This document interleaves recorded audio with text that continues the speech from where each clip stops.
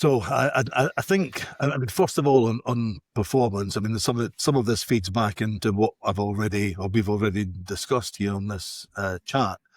I think being really clear about, so again, in the franchise relationship, having the expectations set correctly at the outset are key. But more important for me in that, and again, this is something that I see all too often.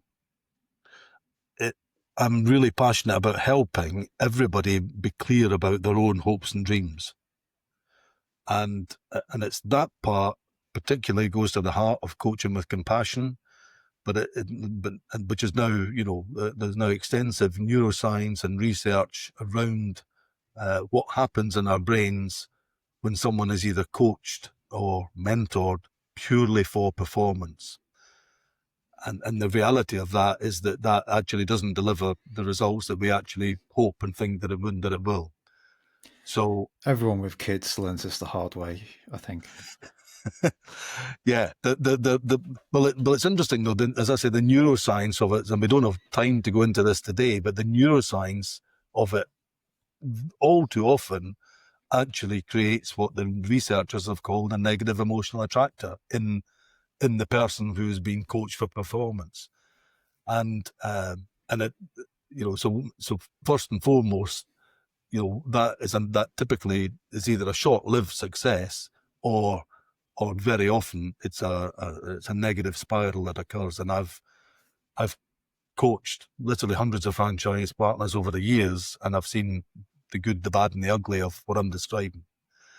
But yes, of course, ultimately, when you get those expectations aligned, and when you get people who are really inspired by the purpose that they are delivering, that's important, but also really aligned with their own hopes and dreams, that's what leads to profitability. And it's, of course, you've got to give amazing customer service. You've got to be outstanding at what we're actually delivering, whatever that service or product is. But yeah, I think for me, this is absolutely crucial.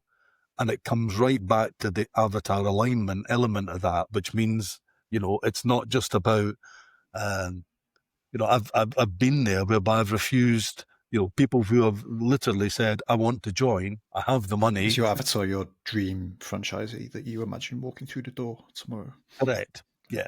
And so the closer you get to that, and, with all of these other things in place, then the profitability flows. Yeah, we're back to it being an interdependent relationship eventually between franchisor and franchisee and getting to that Completely. point. And that's what's going to maximize profitability and performance. Indeed.